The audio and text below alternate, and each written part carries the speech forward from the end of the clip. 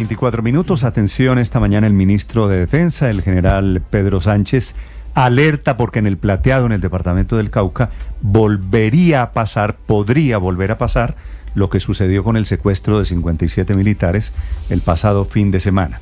Dice el ministro que tienen alertas sobre una posible actuación violenta contra la fuerza pública allí en el Cañón del Micay, aunque hay un compromiso con la legalidad y la paz como vía para la transformación del territorio. Señor ministro de Defensa, Pedro Sánchez, ministro, bienvenido, buenos días. Néstor, buenos días y buenos días a toda Colombia, y también quiero aprovechar para solidarizarme con las víctimas de Bello, Antioquia, de esta tragedia natural en la cual hay miembros de nuestras fuerzas militares, la Policía Nacional y voluntarios de la Defensa Civil, tratando de hacer milagro, porque lo más cercano a crear una vida es salvarla. Tengo entendido que allí hay, la verdad, pocas posibilidades de que las personas 15 desaparecidos ministros sean encontrados con vida, es decir, ¿están sepultados por la montaña? Sí, esa es la información que tenemos, pero nosotros persistimos para rescatarlos. Vale. Ministro, es cierto, se merecen todo el reconocimiento sus hombres. ¿Qué es lo que está pasando, señor ministro, en el departamento del Cauca, que esta madrugada usted vuelve a poner este mensaje? ¿Están intentando repetir los disidentes de las FARC lo mismo del fin de semana? Sí, el desespero de los criminales que allá delinquen, que es del cartel de la estructura Carlos Patiño, de las disidencias de Mordisco, al ver que han perdido demasiado territorio y que la principal amenaza que ellos tienen es la inversión social, han optado por amenazar a la población diciéndoles: les siembro su campo, su cultivo con minas, o lo desplazo aquí a esta región, o me le llevo a su hija o a su hijo al grupo criminal, o me salen aquí a atacar a la fuerza pública. Y esto obedece en parte a la acción que hicimos el día lunes, en el cual rescatamos a nuestros militares, 57 militares que se encontraban secuestrados, y muchos dirán, pero si tenían armas. Lo que pasa es que inhabilitaron el uso de las armas estos bandidos al emplear escudos humanos. Los militares no le disparan, los policías no le disparan a civiles. Entonces, cuando le colocan a un militar, a un soldado, que lo presionan y le colocan un niño, una mujer, un civil, pero detrás de él otro criminal con una pistola amenazando a esas personas, pues es muy complejo emplear la fuerza legítima del Estado, las armas, en esas circunstancias. En ese rescate que hicimos, y fue rescate porque ya habíamos interactuado con la Defensoría del Pueblo, personalmente lo hice con la defensora, de que intercediera para que liberara a nuestros militares, y también hablamos con organismos internacionales, pero ante la negativa de esas personas de soltar a nuestros militares, optamos por un rescate en el cual se tomaron riesgos prudentes. No se hizo un solo disparo por parte de la fuerza pública y capturamos a 35 personas. Fueron llevadas a Popayán, 16 de ellas fueron judicializadas o fueron vinculadas al proceso, 13 adultos, 3 menores, pero en horas de la noche la Fiscalía anoche determinó que no habían suficientes méritos para llevarlos ante el juez y por ende que pagaran prisión, en la cual un secuestro extorsivo da hasta 40 años de cárcel. Entonces, frente a esta acción... Perdóneme, ministro, de los 35 capturados, me dijo 35, ¿verdad? Sí, señor. ¿Todos quedaron en libertad? Sí, todos, pero esos 35, 16 sí fueron vinculados al proceso. ¿Qué sigue ahora? Es recopilar más argumentos de parte de la justicia para poderlos Pero usted está molesto con eso, por supuesto. Claro, eso genera indignación. Nuestros hombres estuvieron en peligro, en riesgo. Los transportaron desde el Cañón del Micay, ese es un cañón que tiene 190 kilómetros de extensión. En la zona donde se encuentran es el punto nodal más estratégico de ese cañón, que es el Plateado, y de ahí lo llevaron por unas trochas, un cañón supremamente cerrado, con lluvia, en área donde tiene una alta influencia de coerción estos grupos sobre la población, y los expusieron a un grave riesgo. Nuestros hombres estuvieron en peligro. Por ello, incluso el presidente de la República estuvo supremamente atento a la liberación de nuestros hombres. Frente a ese avance de nuestra fuerza pública, pues el desespero, más que una muestra de fortaleza de estos criminales, es una muestra de debilidad.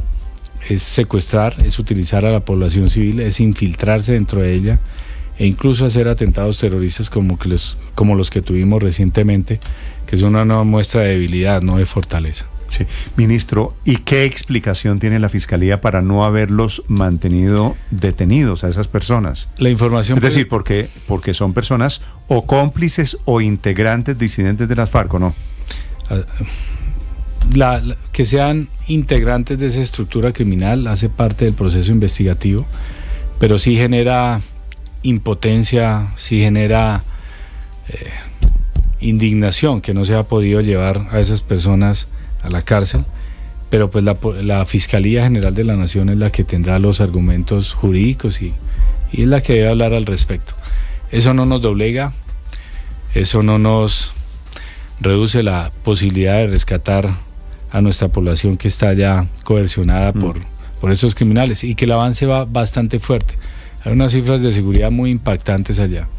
Desde que estamos en esta operación, si comparamos este periodo con el periodo anterior, los homicidios se redujeron en los dos municipios, que es Argelia y El Tambo, que son los que tienen los corregimientos del Plateado y la Hacienda respectivamente.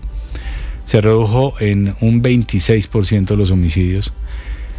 El desplazamiento forzado por las confrontaciones que había contra el otro grupo criminal, que es el ELN y la Segunda Marquetalia, se redujo en un 74%. La extorsión se redujo prácticamente en la mitad. El hurto se redujo en un 80%. Pero, ministro, es difícil, le confieso, entender la teoría suya de que lo que está pasando es un síntoma de debilidad de estos disidentes de las FARC. Estos señores secuestraron el fin de semana 57 militares, se los llevaron de un lugar a otro, recorrieron creo que 30 y pico de kilómetros llevando los militares secuestrados, ¿no es verdad? Hoy amenazan nuevamente con atacar a la fuerza pública. Y usted, el señor ministro de Defensa, dice, ¿esto es síntoma de debilidad? Así es. Sé que puede ser difícil de entender para algunos, pero pues para otros es fácil de entender, es muy sencillo de entender. Primero, es una fuerza militar y están desarrollando una operación militar. No han tenido la capacidad de enfrentar militarmente o con capacidad armada a la fuerza pública. Huyen. Entonces, por ejemplo, alias Kevin, que es el cabecilla principal de este cartel, antes mostraba sus armas con hombres armados, pasando por ahí. Ahora está escondido, de civil, asustado, con pistola, borracho, desesperado, se mueve en la noche, en la lluvia. Una capacidad militar que uno encuentra ahí, o una capacidad armada, porque no son militares, una capacidad armada criminal organizada que encuentra ahí como la veíamos hace un año, no existe en este momento. Están desmantelados, están desesperados, que han optado por una asimetría de empleo de fuerza, y es cómo podemos anular el empleo de la fuerza militar, de esas armas que tienen los soldados, pues obligando a los más débiles, a los más vulnerables, amenazando a las personas. Y son apenas unas 200 personas que han actuado en esto, de 30.000 habitantes que hay en ese cañón del Micay. La mayor cantidad de gente no quiere ya a estos criminales. Y lo ve uno también en la cifra de cultivos ilícitos. En Argelia, por ejemplo, se multiplicó en 700% las familias que dijeron, ya no más, vamos a matricularnos con este programa. Pasaron de 150 casi a 1.000 personas, 1.000 familias, y eso significa menos droga, menos cultivos, menos poder, y esa es su manera de expresar ese desespero. Usted era general de la Fuerza Aérea Colombiana, general Sánchez, ¿verdad? Así fue. Ministro, digo, antes de ser ministro, Sí, fue señor. general, además muy condecorado. ¿Usted cree que aquí faltan los Gripen, llegan los Gripen suecos, ministro? Usted que conoce bien el tema de los desequilibrios, de las asimetrías que pueden provocar ¿los Gripen puede ser la solución para este tema del Cauca? Es parte de la solución. Eso es un wicked problem que llaman, o un problema retorcido, donde hay diferentes actores y factores, y cuya interacción no sabe uno qué pueda ocurrir. Antes, cuando uno atacaba un cartel, un campamento de este grupo criminal, encontraba cartillas de las FARC, el grupo narcoterrorista que tanto daño le hizo a Colombia. Ahora encuentra son botellas de aguardiente, son carteles del narcotráfico. Entonces es muy complejo, es muy difícil. Y si hay una cultura y la legalidad alrededor de ello, pues es muy complejo. Se requiere esa estrategia 30% militar y policial y 70% de acción unificada. ¿En qué va lo de los Gripen finalmente con el gobierno sueco? A eso iba. Entonces la solución del plateado no es netamente con los Gripen, pero sí dan una capacidad enorme para llegar a cualquier lugar del país. En este momento los CAFIR, por ejemplo, en las operaciones que hemos hecho contra Mordisco, o si las desplazáramos a San Andrés, tenemos que utilizar la aeronave de reabastecimiento en vuelo. Estas aeronaves ya permiten llegar a cualquier lugar y ser empleadas como los 3 bombardeos que hemos hecho contra el Clan del Golfo en este año. Esa aeronave llega muy seguramente este año para una demostración en la Feria Aeronáutica en Río Negro, ahorita en julio. ¿Lo traen de dónde? Vienen de Brasil. ¿Los van a fabricar finalmente en Brasil? No.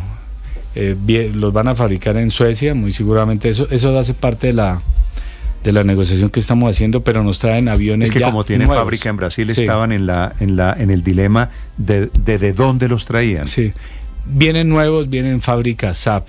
Ya el lugar, pues ya nos lo dirán en el proceso de contratación que tengamos. Pero vamos a tener 2 aviones Gripen y un KC 390 de la Fuerza Aérea Brasilera aquí en Colombia. ¿Cuántos Gripen en total estamos comprando, ministro? Estamos entre 16 y 24, dependiendo. ¿Todavía no se sabe? No, cuando sepamos el marco de gasto a mediano plazo, ya sabremos que muy seguramente será en julio 15 que ya se defina eso.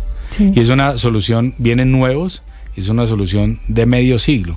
O sea, en 45, 50 años estarán pensando los colombianos qué avión va a reemplazar esto. Y el mundo nos ha mostrado que la primera opción para defender un país frente a una amenaza externa es la aviación. Es la aviación, Sí. es el poder. Ministro, ¿ya está definido el presupuesto? ¿Cuánta plata va a pagar Colombia por los Gripen? Son 16.5 billones que costarían estas aeronaves. Algunos dirán... Estamos hablando mal contados, $4.000 millones. Sí, aproximadamente. Okay. 4 billones de dólares aproximadamente. Y es una capacidad que es dual, no solamente sirve para solucionar el conflicto interno, sino también para ser disuasivo frente a lo externo. Ministro, ¿qué falta para la firma? Porque ustedes ya han anunciado el presupuesto, la decisión de desembolsar esos millones en dólares, pero ¿qué falta para que se firme el contrato? Que confirmen la plata, que aprueben el marco de gasto a mediano plazo, es decir, bueno, vamos a pagar aquí, allá, en estos años, y ya con eso ya tenemos, digamos, el soporte de que aquí está la plata. ¿Y la plata está garantizada, ministro? Sí, claro. Esto no afecta a los programas de gobierno, no afecta a los programas sociales, se maneja con vigencias futuras que se pagan durante los siguientes años. Hay una probabilidad de financiamiento de que durante los primeros 8 años no cobren o no sea necesario pagar y libre de algunos intereses. Sin embargo, el gobierno nacional ha decidido, y es muy buena paga, el gobierno nacional quiero comenzar a pagar ya. ¿Y esto es contratación directa, es licitación? ¿Cómo es el tema con los Gripen, ministro? Aquí hay que tener 2 conceptos, uno el geopolítico y otro el tema contractual. Uno no le compra a alguien que le pueda hacer una amenaza a futuro o afecte los intereses de Colombia, entonces se decide en términos geopolíticos y se decidió una aeronave del hemisferio occidental. Y por otro lado es un elemento de seguridad. Eso no significa que no se valoren todas las opciones, que valoramos las opciones de Estados Unidos, de Francia, de España también, incluso nos llegó una opción coreana, y después de ello un comité técnico que haya décadas trabajando en esto, pues decidió cuál era, y es una contratación directa en la cual interviene de gobierno a gobierno porque son temas de capacidades estratégicas de seguridad. Ministro, con la llegada de estos aviones, ¿usted cree que la única opción para recuperar el cañón del Micay es a través de bombardeos? No, lo he repetido muchas veces. Esto requiere una acción integral, una acción unificada. Si la guerra es un conflicto social, la solución no es solamente con las armas. De allí que el 70% debe ser la inversión social. Y nosotros, por ejemplo, participamos en la construcción de vías, que nos asesinaron incluso a 6 militares que estaban llevando ese puente que habían volado, entre la Hacienda y el Plateado. Pero también ha llegado salud y colocaron allá un hospital de campaña que muchos se burlaron porque eran unas carpas, pero no sabían que adentro estaba dotado para especialistas, para salvar vidas, para atender graves enfermedades. Temas de educación también están avanzando, temas de sustitución de cultivos ilícitos, que ya lo mencioné, están avanzando. Aquí la solución es una transformación social y cultural, y de nada vale hacer vías también, construir escuelas, si no cambia la cultura. Es el ministro de Defensa, Pedro Sánchez, que muy amablemente nos visita esta mañana, entre otras cosas, no con buenas noticias, con la posibilidad de otro ataque a militares en el departamento del Cauca. Sí. Felipe, la última pregunta para el ministro. Sí. Ministro, los colombianos lo hemos a usted visto 35, 36 años combatiendo la delincuencia. ¿Qué sintió el sábado en una tarima rodeado de delincuentes? Gracias, Felipe. Ese evento, en el cual hace parte de la Ley de Paz Total, tiene un marco regulatorio y que fue organizado por la Oficina del Comisionado para la Paz, que incluía que fuera público, con integrantes del gobierno nacional, todos los ministros, incluso había del Poder Legislativo, habían senadores, representantes de las víctimas y voceros de esos grupos criminales que tanto daño le han dado. Presos, no estaban en libertad. Pues de alguna manera ese encuentro, cuando llegué al sitio, pues sentí un poco de indignación, pero también por otro lado veía que hace parte de los procesos que el gobierno nacional ha decidido adelantar. Yo no soy quien negocio eso. Como ministro de Defensa Nacional, la misión la tengo muy clara, y nuestros hombres también la tienen muy clara. He entregado la bandera de Colombia a familias de militares y policías que han muerto defendiendo a colombianos que tal vez no le den las gracias, incluso la de mi hermano que murió defendiendo a colombianos. Pues genera de alguna manera un impacto que uno dice, ¿qué hacen estos hombres acá? Pero hay que entender que es un marco que desarrolla el gobierno nacional, y mi labor como ministro de Defensa es darles un mensaje supremamente muy claro, y eso quiero que por favor lo tengan muy presente. El Ministerio de Defensa no está para negociar, está para aplicar la ley. Y a estos grupos criminales, a estas bandas de Medellín, a cualquier banda criminal, a cualquier grupo criminal, o se desmovilizan y se someten a la justicia y al marco legal que le ha dado el gobierno nacional a través de todas las gestiones que haya hecho, o van a ser capturados o abatidos si se oponen con resistencia letal. No vamos a tener duda en aplicar todo el peso de la ley. A las familias que pueden sentir también de alguna manera una indignación, porque lo he escuchado en algunos medios, sepan que corresponde a un proceso que está adelantando el gobierno nacional, pero como Ministerio de Defensa Nacional a mí me compete hacer cumplir la ley, y no vamos a descansar hasta recuperar la seguridad de nuestro territorio. Sí, no sabíamos, o yo por lo menos no sabía lo de su hermano, ministro, y usted habla de criminales y cambió el tono de la voz cuando se refirió a estos tipos. Perdóneme, Felipe, yo le pregunto al ministro, ¿cuál es la historia de su hermano, ministro, que usted la relaciona con esto? Gracias. Fue teniente coronel de la FAC, ingresó 2 años después de yo estar en la escuela, y en una misión que despegó desde Barranquilla hacia el 9 Paramillo, se despidió de su hija de 4 años y le dijo: voy a cumplir la misión. Cuando regrese vamos a seguir jugando golosa. Nunca volvió. Mi madre, año y medio después, murió prácticamente de pena moral. Mi padre 2 años después, pero pues hay que seguir con las botas puestas. Él era piloto también. ¿Esto fue hace cuánto? Hace ya 13 años. Era piloto, iba de pasajero, era el oficial de inteligencia, y murieron 13 colombianos allá. ¿También de la Fuerza Aérea? Sí, señor. Y tuve otro hermano que también estuvo en la Armada. ¿Y quién los mató a su hermano? No, fue un accidente. desafortunado, habían despegado al área de operaciones, iban ya en la ejecución de la operación, pero ocurrió un trágico accidente y murieron todos. O sea, usted conoce, es lo que me quiere decir, ministro, el dolor de las víctimas en este país. Claro, pues yo estuve en el campo de combate, o sea, no estuve ahí detrás de otro lugar ahí hablando, criticando, no. Estoy directamente allá. El disparo más cerca que me pegó fue en la pierna derecha, en el Catatumbo, en Filo Gringo. Ministro, para volver a la pregunta de Felipe, usted cuando se dio cuenta en la tarima el sábado que estaba al lado de estos delincuentes. Sí, así es. ¿Usted en algún momento, me dice con indignación en ese momento, pensó en bajarse? No, ese es un programa del gobierno nacional. El presidente de la República estaba presidiéndolo y era el acompañamiento de todos los ministros a ese evento del gobierno nacional. Mi labor como ministerio es acompañar ese evento, pero también dejo claro, mi labor no es negociar con estos criminales que están ahí. Claro, y no solamente he visto a este tipo de criminales, uno podría ver otro hecho.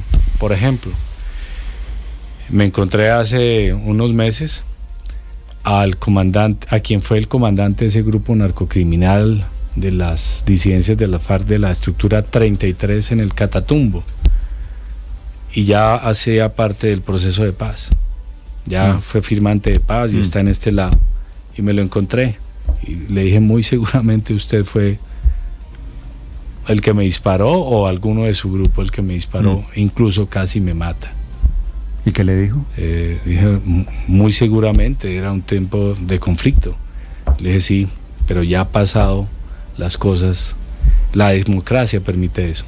Y nos saludamos, nos dimos la mano y continuamente estamos hablando y estamos interactuando. Yo respeto eso.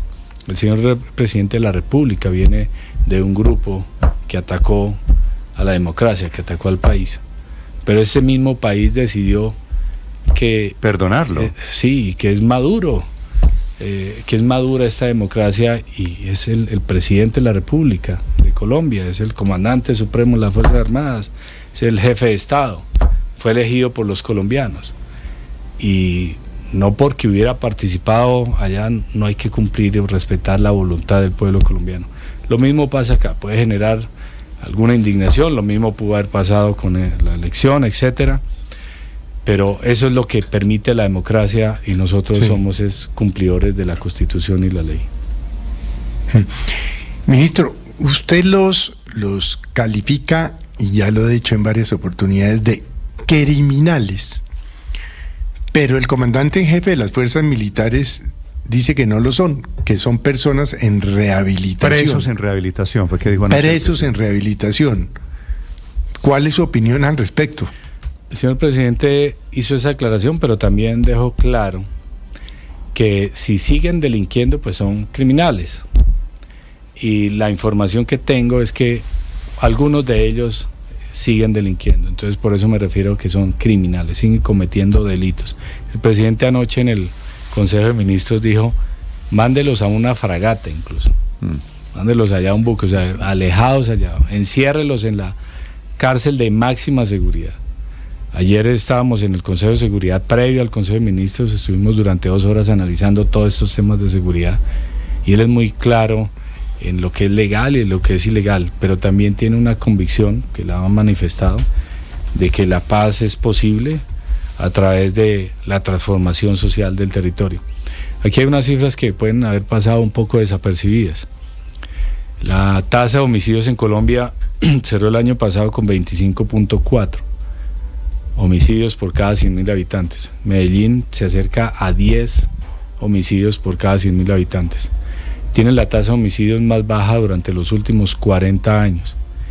Está avanzando, y lo que se quiere acá es lograr reducirlo a casi cero, y prácticamente a veces uno lo que encuentra ya es muertes por intolerancia, como la que ocurrió con Sara. Ministro, gracias por acompañarnos esta mañana, como siempre es muy grato verlo. No, señor, a ustedes muy amable, muchas gracias por todo y muchas gracias por acompañar a esos militares y a esos policías que son colombianos, que visten el uniforme de una institución para defendernos, que puede ser que veamos un poco el panorama en algunos casos difícil, oscuro, pero no es imposible de salir adelante. Hemos tenido épocas más oscuras, más críticas, y cuando atacan a un militar o a un policía están atacando a una institución. Están también violando los derechos humanos de ellos y están atacando por ende a un Estado. Y el Estado no se doblega ante criminales. Pedro Sánchez es el ministro de Defensa de Colombia esta mañana en Blue Radio. Son las 7:49. Ministro, feliz día. Gracias. Un feliz día a todos. Gracias por acompañarnos esta mañana. 11 minutos para las 8. Estás escuchando Blue Radio.